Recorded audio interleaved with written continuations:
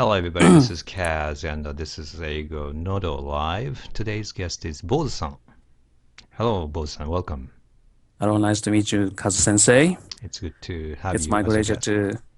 yes.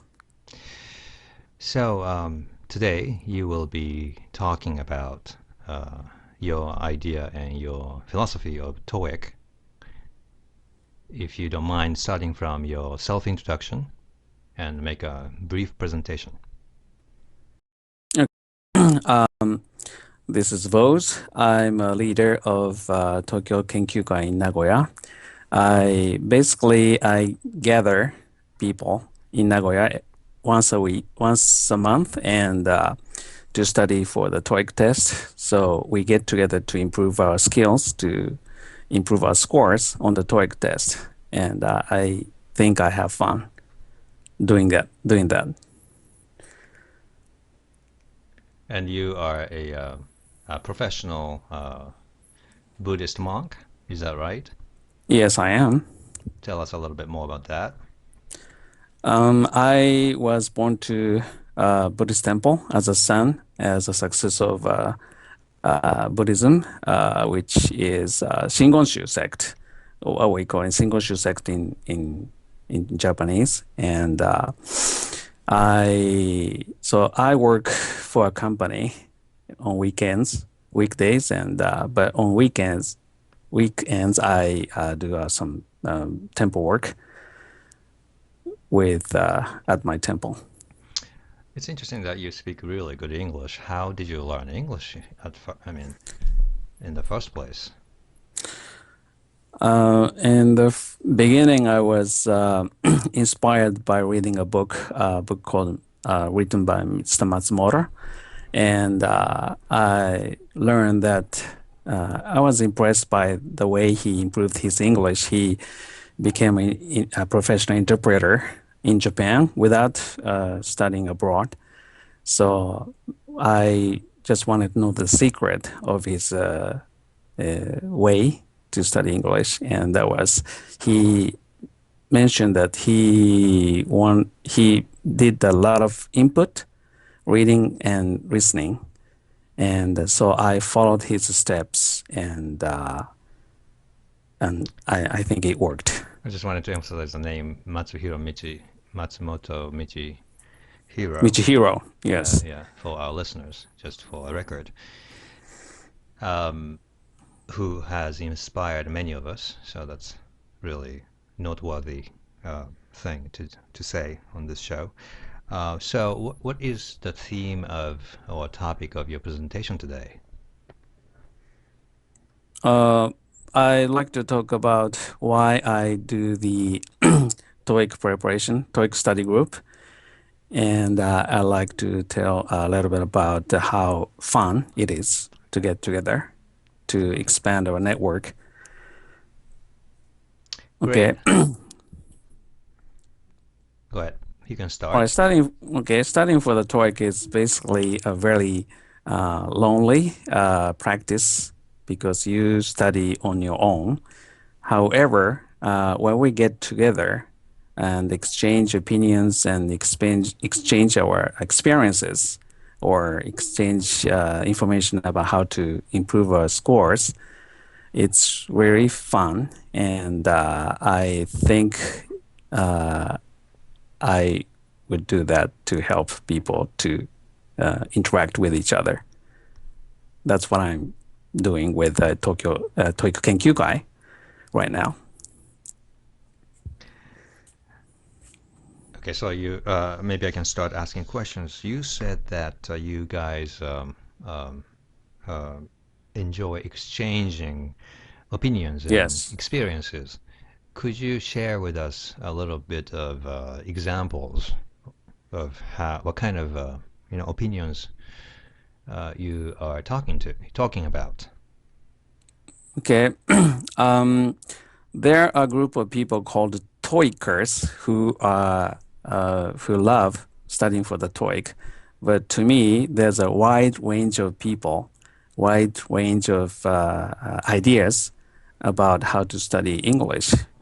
For example, I know one example that I can think of is Tema-san. He he emphasis on practicing speaking English, and also he wants to improve TOEIC scores. At the same time, there's another person, very interesting person called R-san. He is focusing on improving skills, only improving skills on the TOEIC test. He doesn't spend much time on speaking. So it's like it strikes a sharp contrast between the two people, two ideas. I think it's very interesting to get to know the variety of ideas. That's interesting because my immediate reaction is obviously you got to be able to use English practically for practical purposes, which probably sounds slightly more consistent with Mr. Tema's approach, because that's my natural reaction to this approach of how you just want to improve technical skills to solve TOEIC questions. How do you feel about that? Do you think you can strike a balance between studying it for practical purpose versus studying English as a set of test-taking skills? Do you think you can strike a balance between the two? Well, striking a balance is one idea because Aru-san he's just interested in taking the TOEIC test to improve his scores as a game. So I think that idea is quite new to us. He doesn't take TOEIC as practicing improving the speaking skills. So it's new, but it is okay to me. Can I play devil's advocate?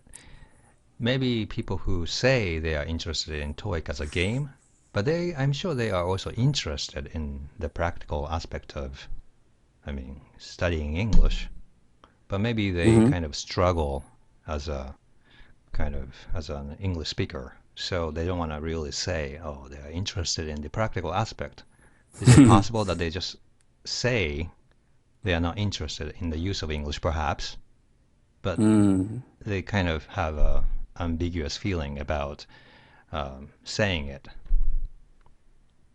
So are you saying that everyone who studies English must be interested in speaking English? Yeah. That's not necessarily true because some people wants to speak English, but some people are not interested in doing that so much. They're focusing on reading or writing more than speaking and listening. Okay, so there is a real subculture of people who really are genuinely interested in TOEIC as a game. It's like solving Sudoku puzzles almost. Another question of mine is that you also said you exchange tips from experiences. So that Yes. must be about practical tips about how to solve questions.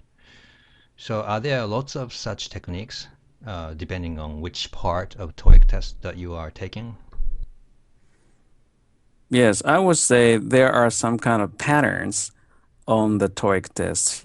There's a certain set of rules to make questions, to how to identify the answers out of the choices. So if you learn the skills, it makes it easy to get to the answer to improve your scores. Can you kind of mention some specific techniques? Things that I can kind of imagine is that, for example, if you have 4 multiple choices, maybe one of them is called a distractor, right? Yes, distractor. So In Japanese, we call it hikkake. Hikkake mondai. Hikkake. So Yes, you kind of hikkake try choice. to read the purpose of each choice, and then first identify, okay, I'm going to delete this item because this choice because it's obviously wrong. Maybe that kind of technique, like a mind game. What kind of techniques do you have? I'm just curious.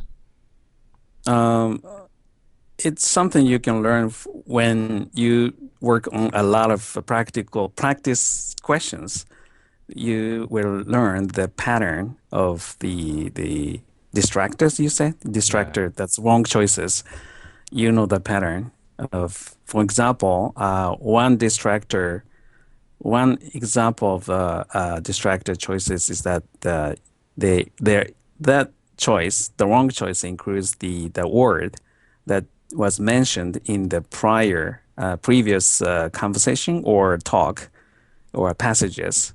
But if you have the same word, it's usually the wrong answer. Okay. So right answer is usually rephrased using different words that are used in the previous sequence, previous passages. So that's one example that I can think of. I have also heard of this technique of, how can I say, sakiomi, or some kind of Yes, reading sakiomi. ahead of time. Could you explain that a little bit, or do you recommend that kind of practice? Yes, it's a very famous, popular technique that most of the TOEICers do. Sakiomi is that, okay, for the listening section, you are able to read questions first before you listen to conversations or talks. Then you get to know the idea, what piece of information do you have to catch in the following talk or conversation. Actually, I took that TOEIC test today, and yes, techniques worked as always, as usual. It kind of makes sense because you are listening to a story and it has so much information in it. And you don't Right. really know what's going to be asked. So it's a good idea to have some prior knowledge of what to expect, I guess. Yes. So by reading the questions beforehand, you will get to know when you should focus on. Right. So it's not such a sneaky technique, but it's some kind of a byproduct of, necessity, because you have to listen to something, and you don't know what to expect from it. So that sounds like a good idea. Um, how do you feel about recent critique of some people about the use of TOEIC test for learning of English? So in what way? For example, I know Mr. Kenichiro Mogi, I know him. has a big question on the utility of TOEIC test for the purpose of mastering the language. I I know his comments, and I basically disagree with his idea. Is that he said that TOEIC doesn't work in any way. That makes the test makes Japanese people makes things difficult to learn English in a proper way. But from my perspective, TOEIC is a very nice, very effective way to learn the basics, basic grammars, basic vocabulary. And best of all is about the TOEIC is that TOEIC is very popular, so that you can take the test almost every month and almost anywhere in Japan, which is very, I think, is very convenient system that you can make use of.